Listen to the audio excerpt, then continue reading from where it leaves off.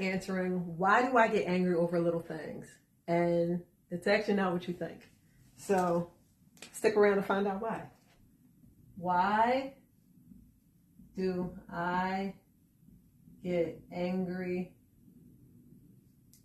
over little things? Bang. So, if you are a person who gets angry over little things, I feel for you, because I'm sure that it is difficult to never really know, when you're going to pop your top. You never really know when something is going to build up and kind of just explode. I would imagine that it creates a feeling of mistrust in yourself, that you're not even really sure how much emotional control you have on a day-to-day basis. So let's really get into the why this may be the case. And the first why is the simplest answer that I have for you. And the answer is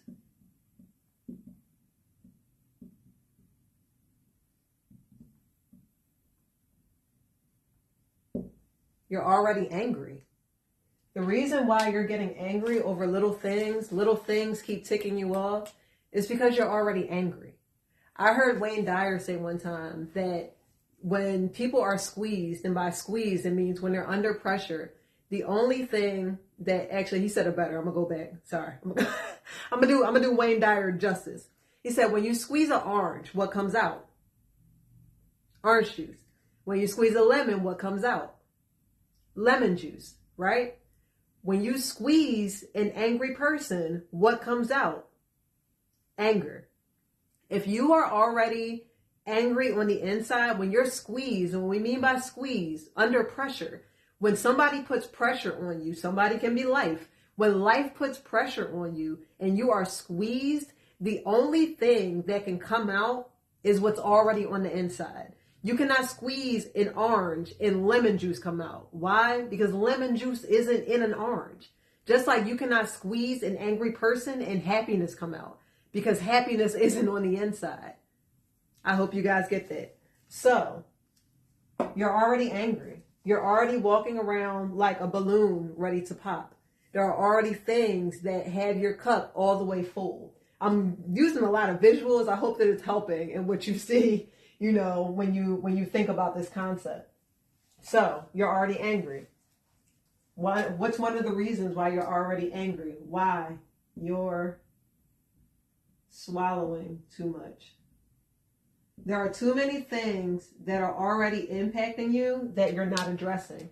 There's too many things that you're just trying to put to the back of your mind that are really already bothering you, but you have not addressed them. You may not have addressed them out of fear. You may not have addressed them out of, and when I say fear, I don't just mean like, yes, you could be fearful of, somebody's reaction, but also you may fear your own vulnerability in expressing the reasons why you're angry. Also, anger is I don't remember the name for the emotion, but a lot of times when somebody experiences the emotion of anger, what they're really experiencing is hurt or sadness.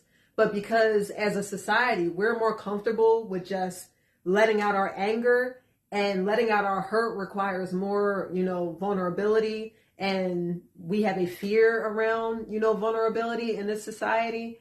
Then people just express it more in anger because they feel like it's more socially acceptable, right?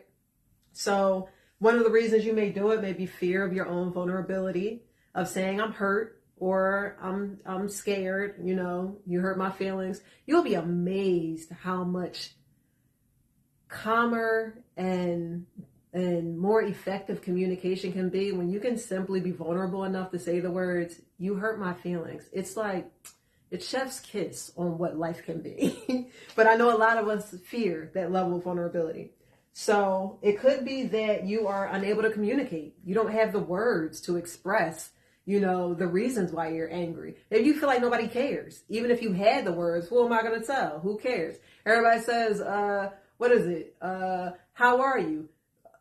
This is a role play, sort of. If somebody says this, how are you? Somebody says, I can't complain. The other person says, even if you did, nobody would listen. That's how we feel in society, right? Even if I was to have a grievance, even if I was to complain, even if I was to say my feelings hurt, who's going to care, right? So you may be walking around with that frame of mind. And again, the visual of a balloon, it just, right? The stress, the not letting it out, it just fills up a balloon to the point of, why do I get angry over little things? It pops because you're already angry. You're swallowing too much.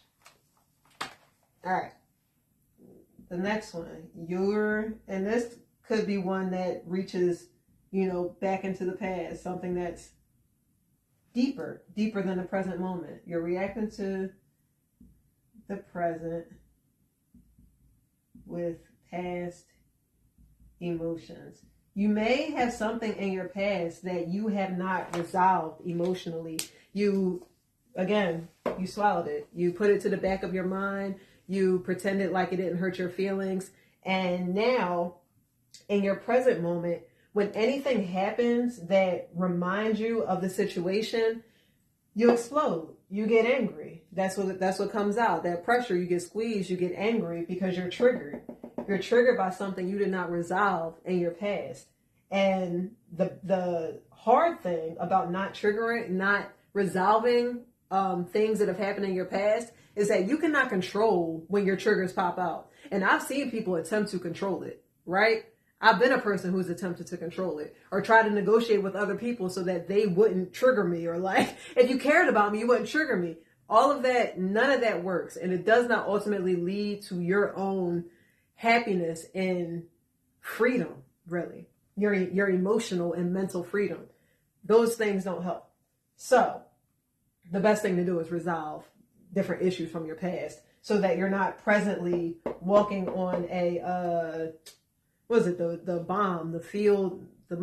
minefield. I think it's called a minefield. I'm sorry, I'm not military or really know anything military, but you're not walking on a minefield, which will be your triggers, thinking you might step on one, or when you do step on one, it's like you're so triggered that anger is what comes out. So, on this YouTube channel, we look at everything through the whole method framework. The whole method comes in 5 pillars. It is witness, heal, own, love, execute. So, what is the whole method, in case you have not seen other videos? The whole method is a roadmap to your transformation. It is a roadmap to the most joyous life that you can live, because you become empowered to make better decisions that lead you to the life that you want to have. It is causal. It is not motivational. That is the whole method. So, what pillar do we deal with in this? We deal with the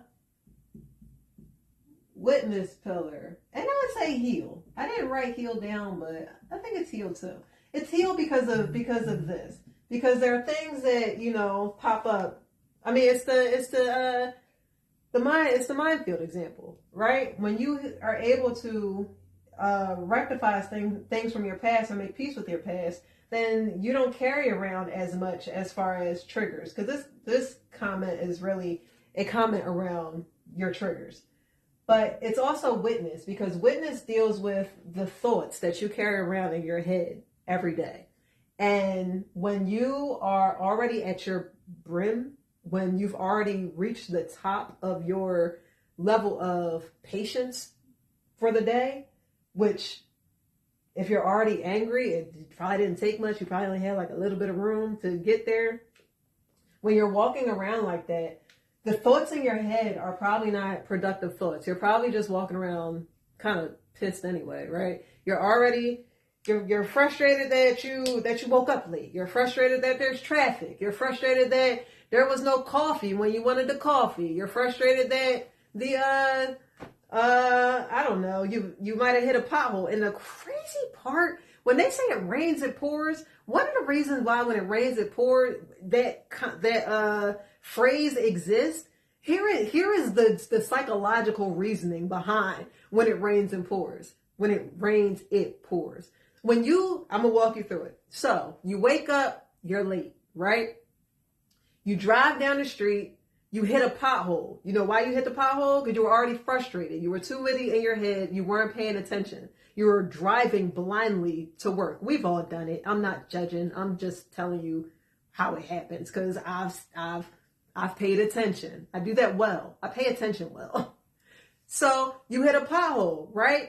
Now your car, I don't know, maybe you have a flat tire now, right? You're pissed about your flat tire. Then you come up and say it's raining. Somebody splashes you with the rain. You know why? Because your brain is no longer present. You're too much in your head to deal with life in a present way. So one of the worst things you can do when you start having a bad day from the start is to get in your head about being angry and all the things you had to be angry about. Because when you do that, life is going to give you more things to be angry about. But not just like in some mystical, way. It's going to give you more things to be angry about because you're not meeting life as it's happening. You're off somewhere else. So instead of making good decisions presently to make your day better and to be mindful and all those things, instead of doing that, you're wrapped up in more anger. So you're missing things that you may not have hit the pothole. You may have been present and went around it, right? You may not have been standing too close to the road and got splashed by the water because you were mindful. Even if you got to the pothole, you were mindful, hey, it's raining, let me step back. When you're so angry, you don't make good decisions presently because you're not even present, which means you're like a vulnerable walking around body subject to the world. And you don't want to be that.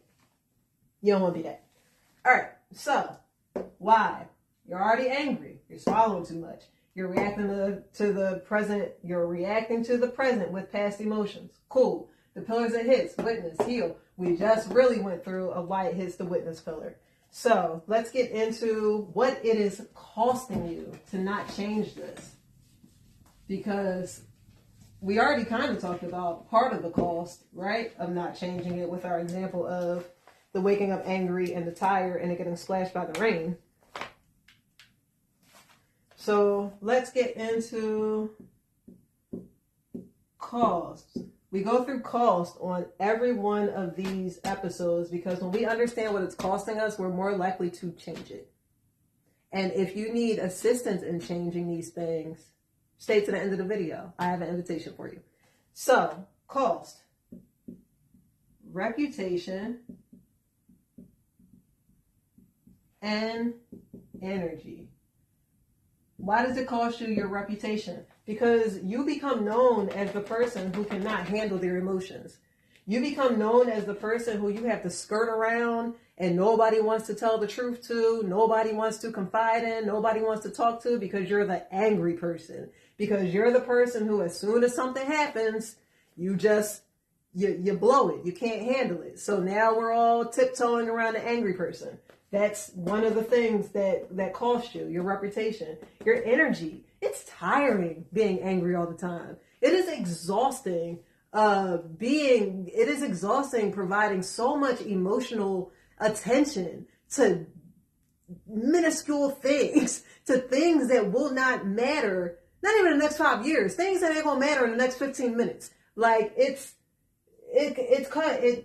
a lot. That's why I said it's one of those things. Why do I get angry over little things? The easiest answer is because you're already angry. So the energy, it's costing you your energy because you're already walking around angry. You're just a ticking time bomb. Just you're waiting for something to totally piss you off. Okay. What else is it costing you?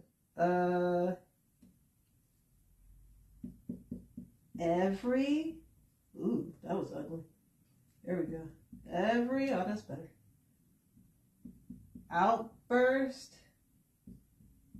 cost, trust. I'm going to cap it because we kind of went over it in the first example. You don't get back. People don't always remember what you say. People remember how you make them feel. And that's not a quote of mine. You've probably heard that before. But people don't always remember what you say or what you do, but they remember how you make them feel. And that really is a big one for this, because it costs trust in other people that you may not get back. So when people interact with you, if they've had enough experiences with you that they try to just talk to you or be vulnerable with you, or, and this is more relational stuff. Like, we're talking more like how you show up in your family, how you show up in friendships, because that's really what it costs, right? That's really what we care about. Those are the things that spur us to change, when we realize that we're hurting the people that we love. So this is, when I say cost, this is the cost of that. So when you become known as the angry person, or the people you love experience you as being very short-tempered, having no patience, being angry, they begin to lack trust in you. They don't trust you to hold an emotional safe space for them. So they're not going to tell you the things that bother them. They're not going to tell you, vulnerable moments. They're not even going to tell you like funny moments. They're going to attempt to avoid you in ways, because they know that you are one simple thing, you are one little thing away from exploding. And people don't want to deal with it. I mean, it's unnerving. It can be unnerving for people to deal with it. So instead of continuing to try to deal with it, they just retreat. They retreat emotionally. So this really capitalizes on that point. You're not losing control. You're losing relationships. If you're a person who is dealing with this, say it. I'm not losing control, I'm losing relationships. I'm not losing control, I'm losing relationships. And like I said, we're talking about the most precious relationships to us. When people feel like you cannot handle life, when people feel like you can't handle one more thing before you explode, they just begin to avoid you.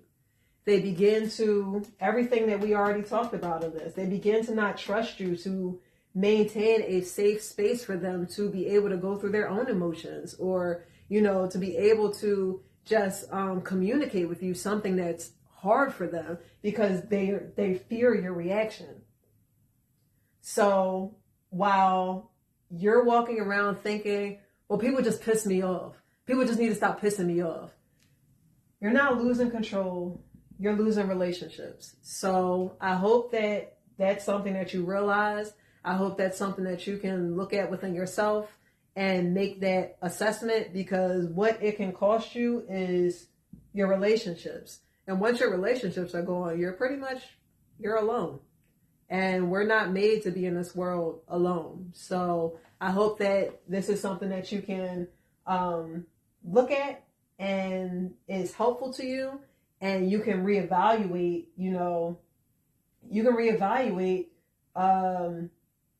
not being so angry. You can reevaluate the things in your life that are making you angry and figure out, how do I let some of these things go so I'm not already at my breaking point when little things happen. I have a larger capacity to deal with the frustrations of life, because that is necessary. It is necessary to live the life that you want to live, because life is full of problems. That's one thing that you will have forever. Life will come with problems, but that does not mean that life doesn't come with joy and good experience and fantastic relationships. Don't let the problems of life take you away from the fantastic things about life, because you don't want to look back and figure out the reasons why you're angry.